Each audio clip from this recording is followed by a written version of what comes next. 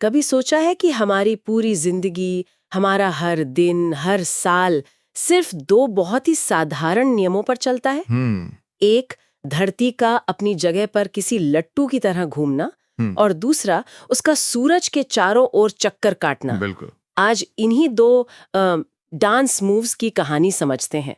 हमारे स्रोत कक्षा 6 की भूगोल की एक सीधी सादी किताब के कुछ पन्ने हैं, लेकिन इनमें कुछ बहुत गहरे राज छिपे हैं। और इन्हीं राजों में हमारे एक बड़े सवाल का जवाब भी है, जो हम आज सुलझाने वाले हैं। कौन सा सवाल? आखिर ऑस्ट्रेलिया में लोग क्रिसमस गर्मियों में बीच पर क्यों मनाते हैं?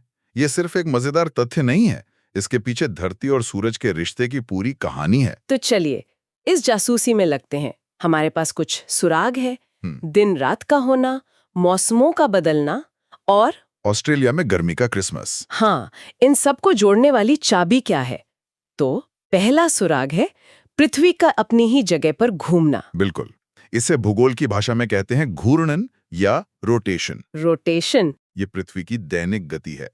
कल्पना कीजिए कि पृथ्वी एक बहुत बड़ी गेंद है, जो एक अदृश्य डंडे यानी अपनी धुरी या एक्सिस पर लगातार घूम रही है। और इसी एक चक्कर को पूरा करने में इसे लगते हैं लगभग 24 घंटे। जी, और यही हमारा एक दिन बनता है। ये तो बहुत सीधा सा लगता है, लेकिन स्रोत में एक बड़ा दिलचस्प कॉन्सेप्ट है, प्रदीप्ति वृत्त। Circle of illumination. हाँ, ये सुनने में बड़ा भारी भरकम शब्द लगता है, लेकिन है बड़ा कमाल का। है ना?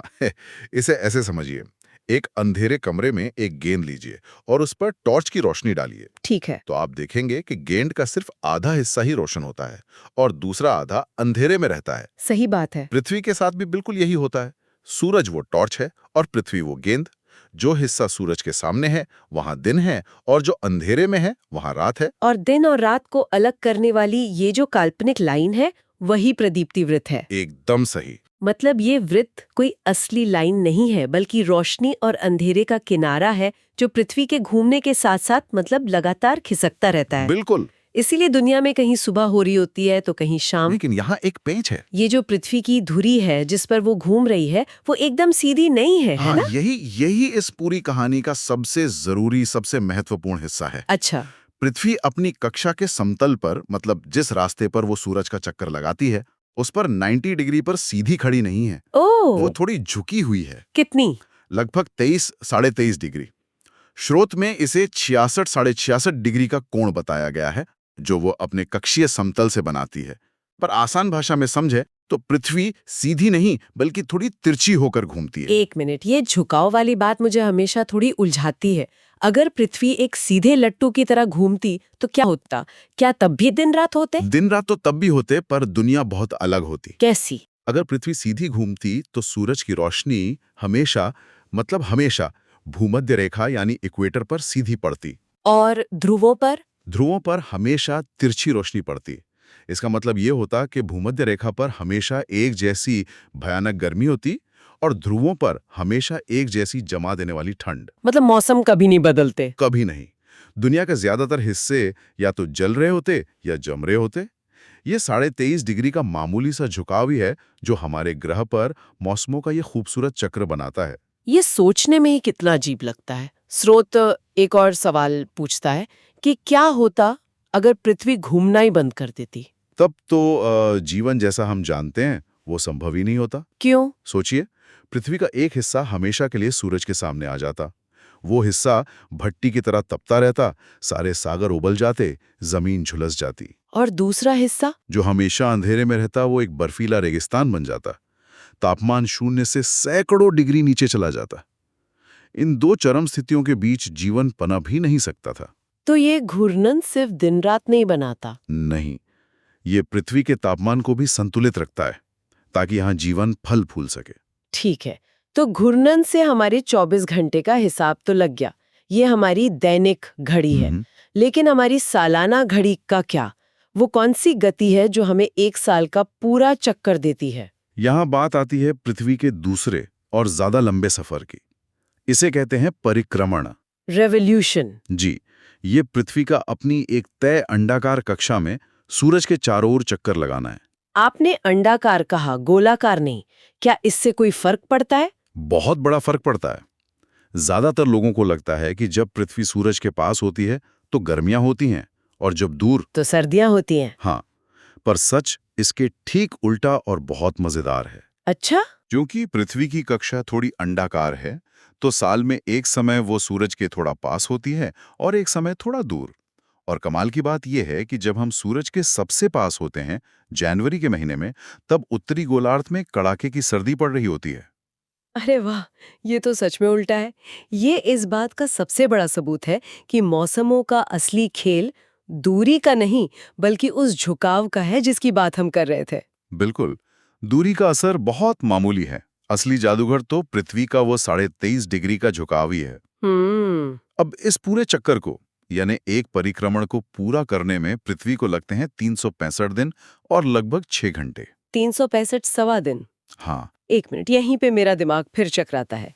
हमारे कैलेंडर में तो सिर्फ 365 दिन ही होते हैं, तो ये ऊपर के 6 घंटे कहाँ जाते हैं? अच्छा सवाल है। क्या हर साल हमारा कैलेंडर 6 घंटे पीछे हो जाता है? 4 साल में तो पूरे एक दिन का फर्क पड़ जाएगा। हमारा पूरा सिस्टम गड़बड़ा नहीं जाता? आपका सवाल बिल्कुल सही है और इसका समाधान बहुत ही चतुर है। अपनी सुविधा के लिए हम हर साल उन 6 घंटों को एक तरह से नजरअंदाज कर देते हैं। मतलब हम उन्हें गिनते ही नहीं। गिनते हैं, पर अलग तरह से। हम उन्हें भूलते नहीं हैं। हम उन्हें एक गुल्लक में जमा करते रहते हैं। अच्छा। पहले साल के 6 घंटे, दूसरे साल के 6 घंटे, तीसरे के 6 और चौथे के 6। 4 साल बाद हमारी गुल्लक में कितने घंटे जमा हो गए? 24 घंटे, यानी पूरा एक दिन। और इसी एक अतिरिक्त दिन को हम हर चौथे साल में जोड़ देते हैं। कहाँ? इस अतिरिक्त दिन को हर चौथे साल फरवरी के महीने में जोड़ दिया जाता है। इसीलिए हर चौथे साल फरवरी 28 की जगह 29 दिन की होती है। और उस साल को हम लीप वर्ष कहते हैं। एकदम सही, लीप ईयर, जिसमें 386 दिन होते हैं। ये कैलेंडर को पृथ्वी की वास्तविक गति के साथ तालमेल में रखने का एक शानदार तरीका है। और ये समझ कोई नई नहीं है। हमारे स्रोत बताते हैं कि हजारों साल पहले महान भारतीय खगोल शास्त्री आर्यभट्ट ने ये बता दिया था कि पृथ्वी गोल है और अपनी धुरी पर घूमती है। सच में ये अद्भुत है। उस जमाने में ये सोचना ही अपने आप में एक क्रांति थी। जब ज्यादातर लोग पृथ्वी को चपटी मानते थे और ब्रह्मांड का केंद्र मानते थे, उन्होंने बिना किसी आधुनिक तकनीक के, सिर्फ गणित और अवलोकन से ब्रह्मांड के इतने बड़े रहस्य को समझ लिया था। तो अब हमारे पास पहेली के 2 बड़े हिस्से हैं। पहला, पृथ्वी अपनी झुकी हुई धुरी पर घूमती है जिससे दिन रात होते हैं। जी। दूसरा, वो इसी झुकी हुई हालत में सूरज का चक्कर लगाती है जिससे हमारा साल बनता है। हाँ, अब इन दोनों को जोड़ते हैं और मौसमों के रहस्य को सुलझाते हैं। यहीं पर असली मजा है। सबसे जरूरी बात यह है कि पृथ्वी अपनी पूरी परिक्रमा के दौरान पूरे 365 दिन एक ही दिशा में झुकी रहती है। मतलब वो अपना झुकाव बदलती नहीं है। नहीं, वो एक जिद्दी बच्चे की तरह अपना सिर एक ही तरफ तिरछा करके सूरज का पूरा चक्कर काटती है। इसी वजह से साल के अलग-अलग समय पर पृथ्वी के अलग-अलग हिस्सों को सूरज की सीधी किरणें मिलती हैं। इसे थोड़ा और आसान करते हैं। मान लीजिए सूरज कमरे के बीच में एक बल्ब है ठीक है। और मैं पृथ्वी हूँ जो अपना सिर थोड़ा दाईं ओर झुकाकर उस बल्ब का चक्कर लगा रही हूँ। जब मैं बल्ब के बाईं ओर होंगी तो मेरा चेहरा यानी उत्तरी गोलार्ध सीधे बल्ब की रोशनी में होगा। बेहतरीन उदाहरण है। और यही होता है 21 जून को। 21 जून। इस दिन पृथ्वी अपनी कक्षा में ऐसी जगह होती है जहां उसका उत्तरी गोलार्ध यानी नॉर्दर्न हेमिस्फीयर सीधे सूर्य की ओर झुका होता है। तो सारी सीधी धूप हमें मिलती है। हाँ, सूर्य की किरणें सीधे कर्क रेखा ट्रॉपिक ऑफ कैंसर पर पड़ती हैं, जो भारत से भी होकर गुजरती हैं। नतीजा, उत्तरी गोलार्ध को सबसे ज्यादा सीधी धूप और गर्मी मिलती है। और दिन साल के सबसे लंबे होते हैं। और रातें सबसे छोटी। इसे हम ग्रीष्मायांत या समर सॉल्स्टिस कहते हैं। और इसी समय दक्षिणी गोलार्ध में क्या हो रहा होता है? ठीक है, इसका उल्टा। क्योंकि पृथ्वी झुकी हुई है, दक्षिणी गोलार्ध सूरज से सबसे ज्यादा दूर झुका होता है। वहां सूरज की किरणें बहुत तिरछी पड़ती हैं। तो जब हम यहाँ जून में गर्मी से बेहाल होते हैं, तब ऑस्ट्रेलिया में ठंड होती है। बिल्कुल। ऑस्ट्रेलिया, दक्षिण अफ्रीका, अर्जेंटीना, वहां लोग जैकेट पहनकर ठंड का मजा ले रहे होते हैं। अब 6 महीने आगे चलते हैं। पृथ्वी चक्कर लगाकर सूरज के दूसरी तरफ पहुंच गई है। लेकिन याद रहे, उसका झुकाव अभी भी उसी दिशा में है। तो अब क्या होगा? अब दक्षिणी गोलार्ध सूर्य की ओर आ गया है और उत्तरी गोलार्ध सूर्य से दूर झुक गया है। और यहीं हमें हमारे शुरुआती सवाल का जवाब मिलता है। बिल्कुल। ये तारीख है 22 दिसंबर। इस दिन सूर्य की सीधी किरणें मकर रेखा ट्रॉपिक ऑफ कैप्रिकॉर्न पर पड़ती हैं, जो ऑस्ट्रेलिया और दक्षिण अमेरिका से गुजरती हैं। तो दक्षिणी गोलार्ध में भयंकर गर्मी। हाँ, दिन लंबे और रातें छोटी होती हैं। इसे हम शीत अयनांत कहते हैं, पर ये सिर्फ उत्तरी गोलार्ध के लिए शीत यानी सर्दी का होता है। दक्षिणी गोलार्ध के लिए तो ये गर्मियों का मौसम है। उनका समर सॉल्स्टिस। तो इसीलिए ऑस्ट्रेलिया में क्रिसमस गर्मियों में आता है, क्योंकि दिसंबर में उनका गोलार्ध सीधे सीधे सूरज की तरफ झुका होता है। ये तो कमाल है ना? एक छोटा सा झुकाव तय करता है कि क्रिसमस पर बर्फ गिरेगी या लोग समुद्र किनारे पार्टी करेंगे।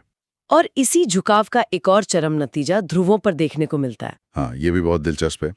जब उत्तरी ध्रुव 21 जून के आसपास सूरज की ओर झुका होता है, तो आर्कटिक वृत्त के अंदर के इलाकों में सूरज 24 घंटे चमकता है। मतलब डूबता ही नहीं। कई महीनों तक डूबता ही नहीं। इसे मिडनाइट सन कहते हैं। और फिर 22 दिसंबर के आसपास जब वही ध्रुव सूरज से दूर हो जाता है, तो वहां कई महीनों तक सूरज उगता ही नहीं, जिसे पोलर नाइट कहते हैं। जी। तो हमने साल के 2 चरम बिंदुओं की बात कर ली। एक जब उत्तरी गोलार्ध सूरज के सबसे करीब झुका है, और दूसरा जब दक्षिणी गोलार्ध। लेकिन बीच में क्या होता है? बीच में हाँ, जब पृथ्वी अपनी परिक्रमा में ऐसी स्थिति में हो जहां झुकाव न सूर्य की तरफ हो और न ही उससे दूर। ये संतुलन के क्षण हैं, और ये भी साल में 2 बार आते हैं। इन्हें कहते हैं विश्वव, इक्विनॉक्स। इक्विनॉक्स। इस शब्द का मतलब ही है बराबर रात, क्योंकि इन 2 दिनों पर लगभग पूरी पृथ्वी पर दिन और रात की लंबाई बराबर होती है। और ये कब होते हैं? ये तारीखें हैं 21 मार्च और 23 सितंबर। इन 2 दिनों में पृथ्वी की स्थिति ऐसी होती है कि उसका झुकाव मतलब सूर्य के सामने साइड में होता है। तो सीधी किरणें कहाँ पड़ती हैं? किसी एक गोलार्ध पर न पड़कर सीधे पृथ्वी के बीचों बीच यानी भूमध्य रेखा पर पड़ती हैं।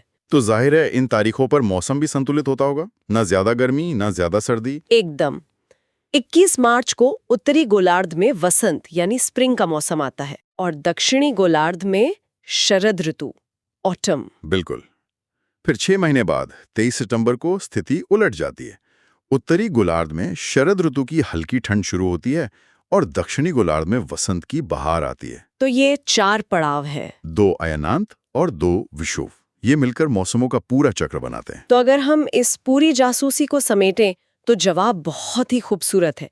पृथ्वी का घूर्णन हमें दिन और रात देता है, हमारी 24 घंटे की लय, और उसका परिक्रमण अपने जिद्दी झुकाव के साथ मिलकर हमें हमारा साल और हमारे मौसमों का शानदार चक्र देता है। गर्मी, सर्दी, वसंत, शरद, ये सब किसी महान ब्रह्मांडीय नृत्य का हिस्सा है। ये बिल्कुल सही सारांश है। ये एक ऐसी घड़ी है जो अरबों सालों से बिना रुके चल रही है। और हमारे स्रोत में एक बहुत ही सरल लेकिन गहरी बात बताई गई है। क्या? उसमें जमीन में एक छड़ी गाड़कर उसकी छाया से पूर्व पश्चिम दिशा खोजने का तरीका बताया है। सुबह छाया लंबी और पश्चिम में होती है, दोपहर में सबसे छोटी और शाम को पूर्व की ओर। हाँ, ये तो हम स्कूल में करते थे। पर ये काम क्यों करता है? क्योंकि पृथ्वी पश्चिम से पूर्व की ओर घूम रही है। सही बात है, मैंने इसे इस तरह से कभी नहीं सोचा। और यही हमें एक ज्यादा बड़े विचार की ओर ले जाता है। किस विचार की ओर? हम सोचते हैं कि समय और कैलेंडर हमने बनाए हैं, ये हमारे आविष्कार हैं, लेकिन क्या सच में ऐसा है? मतलब? या फिर इन खगोलीय पिंडों की ये नियमित अनुमानित गतियां ही मानवता की पहली घड़ी और पहला कैलेंडर थी? शायद हमने समय का आविष्कार नहीं किया, हमने तो बस उस विशाल ब्रह्मांडीय घड़ी को पढ़ना सीखा है जो हमेशा से हमारे ऊपर आसमान में चलती आ रही है। वाह! सूरज का उगना, डूबना हमारी पहली घड़ी थी और मौसमों का बदलना हमारा पहला कैलेंडर।